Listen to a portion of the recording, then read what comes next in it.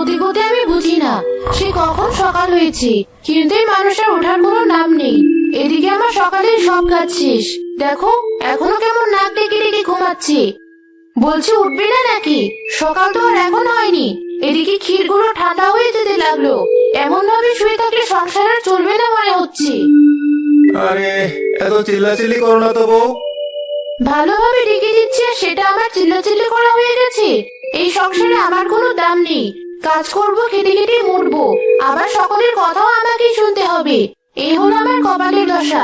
থাকবো না, থাকবো না আমি আর এই সংসারে। যে সংসারে আমার কোনো দাম নেই সে সংসারে আমি আর থাকবো না। দূর, সকাল সকাল দিল শুরু করে। কি আর করার, কপাল তো খারাপ আমার, কিন্তু সেটা তো আর বলা যাবে না। যে করে হোক আমাকে মানিয়ে নিতে হবে। উঠছি উঠছি। এই তো কেবল সকাল হলো, এমন ভাবে ডাকাডাকি করছো মনে হচ্ছে না জানি কত সকাল হয়েছে। কই দাও দেখি ক্ষীরগুলো। তা আজও কি তুমি ওই গোপালপুর গ্রামে নিয়ে এগুলো কম দামে বিক্রি করবে? শোনো, ভালোভাবে বলে দিচ্ছি, আজকেও তুমি যদি আলসেমি করে ওই গোপালপুর বাজারে গিয়ে এগুলো বিক্রি করো তবে আমার চেয়ে খারাপ কেউ হবে না। না না, তুমি যা বলেছো আমি তাই করবো গিন্নি। ওই পলাশতলির বাজারে গিয়ে বিক্রি করে আসবো। হ্যাঁ তাই যাও তাহলে। ক্ষীর নিয়ে যান, ক্ষীর, ভালো ক্ষীর নিয়ে যান, নিয়ে যান, একদম খাঁটি দুধের ক্ষীর নিয়ে যান, নিয়ে যান। ও ভাই, তাড়াতাড়ি ক্ষীর দিন।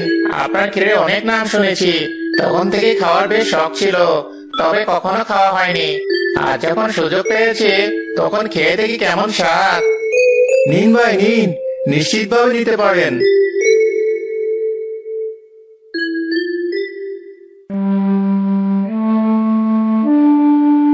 ও বাবা, আমাকে কিছু খেতে দেবে?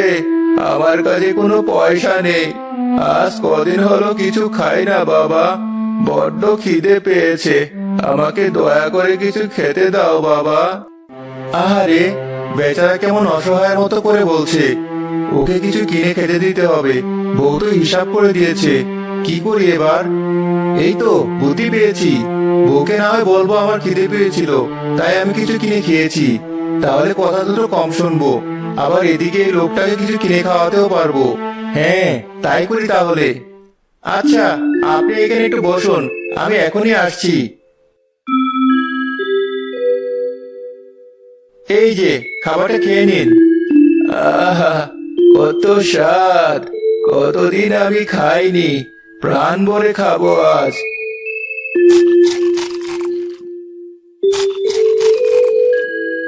বাবা, খাবারটা খুব স্বাদ ছিল। তুমি খুব ভালো বাবা, উপরওয়ালা তোমার ভালো করবে দেখো। আমি কতজনের কাছে একটু খাবার চেয়েছি, কেউ আমাকে একটু খাবার দেয়নি। তুমি খুব ভালো, আল্লাহ সবসময় তোমার ভালো করুক। দোয়া করবেন আমার জন্য বাবা।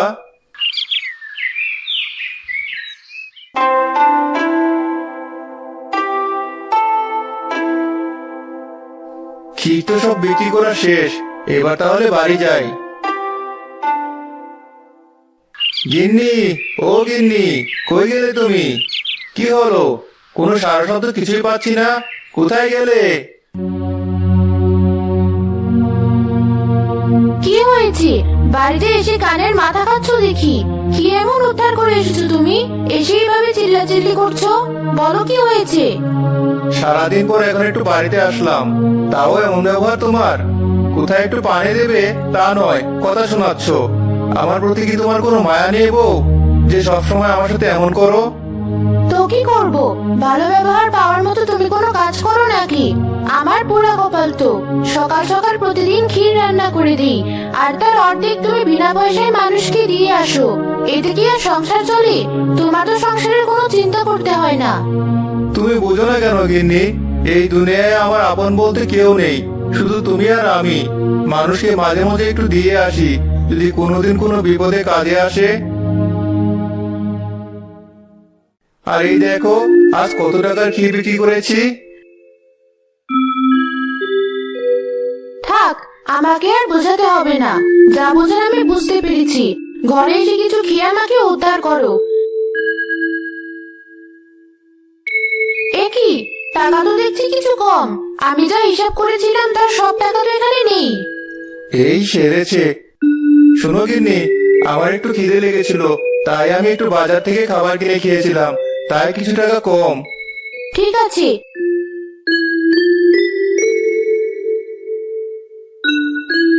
এখন খাও, আমি যাচ্ছি বাইরের কাজগুলো করতে। আপন বলতে আমার কেউ নেই, সেই জন্য সবাইকে খাওয়াতে চাই, কিন্তু গিন্নি আমাকে বুঝতে পারে না। কবে যে বুঝবে কে জানে। এই দুনিয়া সব না, এই কথাটা গিন্নি বুঝতেই চায় না। আর এটাও বোঝে না কোনো কিছু বিফলে যায় না। আজ আমি যাদের সাহায্য করছি, একদিন ঠিক তারা আমাকে কোনো না কোনো ভাবে সাহায্য করবে। আর তারা না করলেও উপরওয়ালা আমাকে ঠিকই বিপদ থেকে বাঁচাবেন।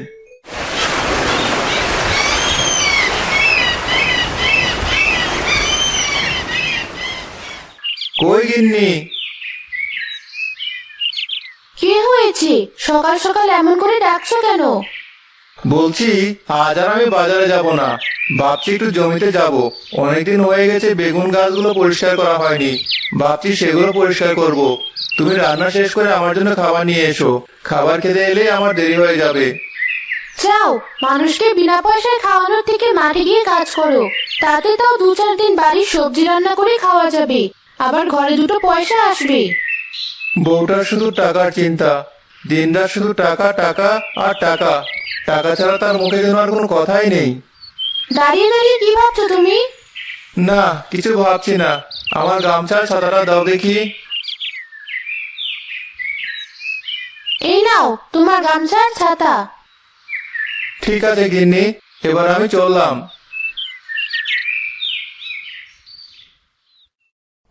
আরে আলি, তুমি এই সময় মাঠের দিকে?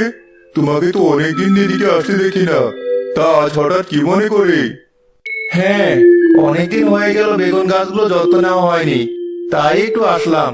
ভেবেছিলাম যেটুকু আগাছা হয়েছে আজকে সব পরিষ্কার করব, কিন্তু এখন যা দেখছি তাতে 2 দিন পরিষ্কার করেও শেষ করতে পারবো বলে মনে হচ্ছে না। তা তুমি কেন এসেছো? আমার ফসলও ঘরে তোলার সময় হয়ে গেল প্রায়, কিন্তু কাটার কোনো পয়সা নেই আমার কাছে, সেজন্য কাটতে পারছি না। এদিকে ওদিকে টাকার জন্য ছুটে বেড়াচ্ছি, কিন্তু পেলাম না কোথাও। তাই উপায় না পেয়ে নিজেই চলে এসেছি যে একাই কাটবো। কিন্তু একা একা আর কয়টা ফসল কাটবো ভাই বলো?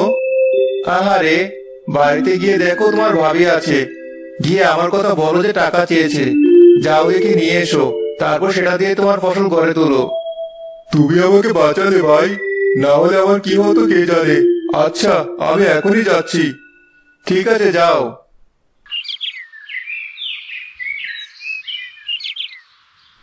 সকিনা ভাবি, সকিনা ভাবি বাড়িতে কি আছো? আরে হাসিম ভাই, তো এই সময় কি মনে করে আসা হলো? কোনোদিন তো আমাদের বাড়িতে আসো না।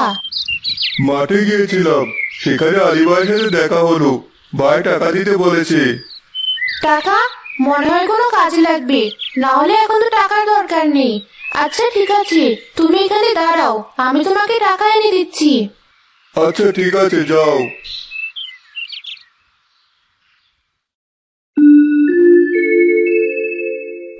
এই নাও টাকা।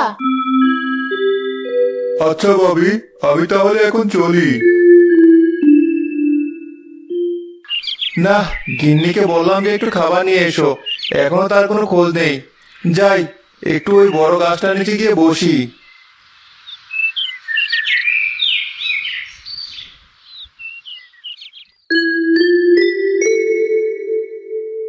কাজ কি একটুও করেছো, নাকি শুধু গাছের ছায় ঘুমাচ্ছ? কিছুই তো বুঝতে পারছি না তোমার ব্যাপার সেপার। কি যে বলো গিন্নি, এইমাত্র আমি এখানে এসে বসলাম, তো খাবার আনতে তো দেরি করলে যে? খাবার নিয়ে বের হচ্ছিলাম, সেই সময় হাসেম আসলো টাকা নিতে। মাঠে আবার তোমার টাকার দরকার হলো কেন শুনি? আরে সে কথা আর বলো না, আমি মাঠে এসে দেখি হাসেম জমি পাড়ে দাঁড়িয়ে আছে। টাকার অভাবে নাকি ফসল ঘরে তুলতে পারছে না। সে কথা শুনেই তো আমি বললাম তোমার ভাবির কাছ থেকে টাকা নিয়ে আসো। কি, তুমি ঘরের টাকা পাড়ায় বিলিয়ে দিচ্ছ? আমি তো ভেবেছি টাকা তোমার লাগবে, না হলে কোনোদিন আমি টাকা দিতাম না। তুমি এখনই গিয়ে ঘরের টাকা ঘরে ফেরত নিয়ে আসবে, এই আমি বলে দিলাম। কি ছেলে মানুষই করছো তুমি? একটা লোক বিপদে পড়েছে, সেই জন্য আমি তাকে সাহায্য করেছি, এখন তুমি বলছো টাকা ফেরত আনতে? এটা বলো না গিন্নি, এটা বলো না। এসেছে মহাপুরুষ, 1 টাকা ইনকাম করার ক্ষমতা নেই, সে আবার মানুষের মধ্যে টাকা বিলিয়ে বেড়ায়। তুমি ওই টাকা ফেরত নিয়ে আসবে, না হয় দু চোখ যেদিকে যায় সেদিকে চলে যাবে। ঘরে আর ফেরার দরকার নেই তোমার। অনেক হয়েছে গিন্নি, আর না। টাকা পয়সার বাড়ি নিয়ে তুমি থাকো, এভাবে তোমার সাথে আমি আর থাকবো না। আমি চললাম, যেদিকে দু চোখ যায়, তুমি থাকো। যাও যাও, তোমার দৌড় আমার জানা আছে। বিকেল হলেই আবার লেজ গুটিয়ে ঘরে ফিরে আসবে। কি কপাল আমার, ভাগ্য করে এমন একটা বউ পেয়েছিলাম যে সারাদিন কথা শোনায়। মনের দুঃখ কাকে বলি আমি। অনেক দূরে তো হাঁটলাম, কাজ করে না খেয়ে থেকে আর হাঁটতে পারছি না। একটু ওই বটগাছটার নিচে গিয়ে বসি।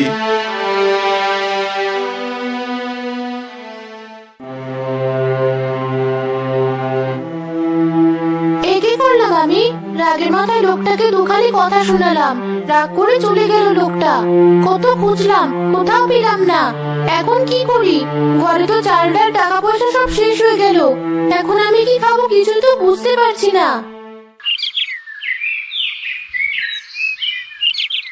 আরে ভাবি, তুমি এখানে বসে কাঁদছো কেন? খাবো না তো কি করবো শুনি? তোমার ভাই তো সে কখন বাড়ি ছেড়ে চলে গেছে। এখন আমার কি হবে? মানুষটাকে খুঁজে পেলাম না। তুমি চিন্তা করো না, আলী ভাইকে আমরা সবাই মিলে সাহায্য করব। এই নাও কিছু টাকা, এটা তুমি রাখো, তোমার কাজে লাগবে। এবার আমি চললাম।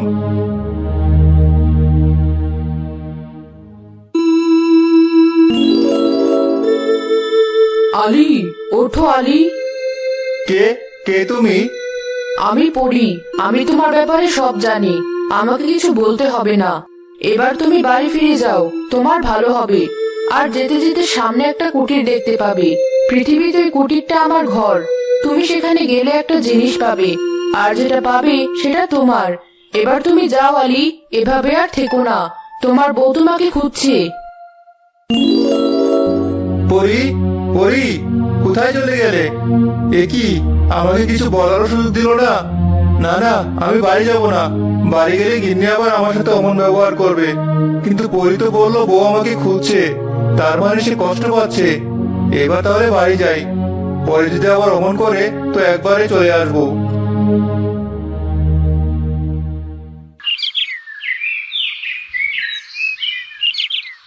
আরে, ওই তো সুন্দর একটা কুটির। এমন কুটির কোনো মানুষ বানাতে পারবে না। কি সুন্দর কুটির! তার মানে এটাই সেই পরীর কুটির। যাই, এর ভিতরে গিয়ে দেখি। এখানে তো একটা হাড়ি রয়েছে। হ্যাঁ, তোমার কি হয়েছে বলো আমাকে, শুনি তোমার মনে দুঃখগুলো। আমাকে বলতে পারো, আমি তোমাকে দেখে বুঝতে পেরেছি তোমার মনে অনেক দুঃখ। তুমি দেখছি কথা বলতে পারো। হ্যাঁ, আমি কথা বলতে পারি। তোমার সব কথা আমাকে বলতে পারো। কি আর বলবো মনের কথা। আমি যে সবার উপকার করি, এতে আমার গিন্নি বড়ই রাগ। সে আমাকে বাড়ি থেকে বের করে দিয়েছে। তুমি চিন্তা করো না, আমি হলাম একটা জাদুকরি কাঁসার হাড়ি। ভালো মানুষের আমি উপকার করি। পরি দেওয়া উপহার আমি। আমাকে নিয়ে বাড়ি চলে এখনই।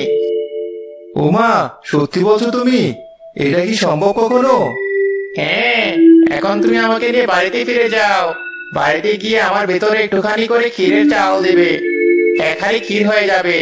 এতে তোমার কোনোদিন আর অভাব হবে না। সত্যি বলছো? তবে তাই হবে। আমি তোমাকে নিয়ে বাড়িতে যাচ্ছি।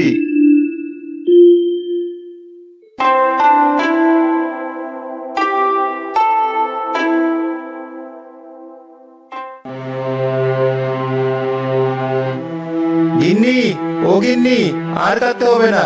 আমি চলে এসেছি, আর সাথে কি এনেছি দেখো। তুমি সত্যি চলে এসেছো? কোথায় ছিলে? আর এই হাড়িটা কোথায় পেলে? এটা যে সে হাড়ি নয়, এটা হলো জাদুর হাড়ি। এক পরী আমাকে এটা উপহার দিয়েছে।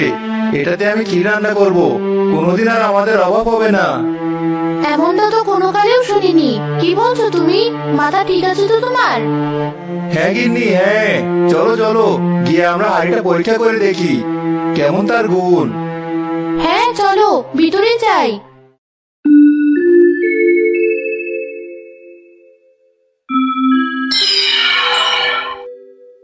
সত্যি সত্যি চালের সংখ্যা বেড়ে 1 হাঁড়ি ক্ষীর হয়েছে।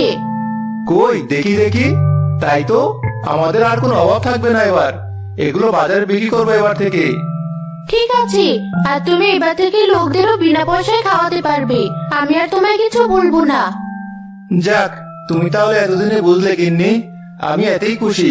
হাড়িটা সাবধানে রেখে দাও গিন্নি, কেউ আবার যেন না দেখে, দেখলে চুরি করে নিয়ে যাবে। তুমি এসব নিয়ে ভেবো না, আমি ভালো জায়গায় রেখে দেবো।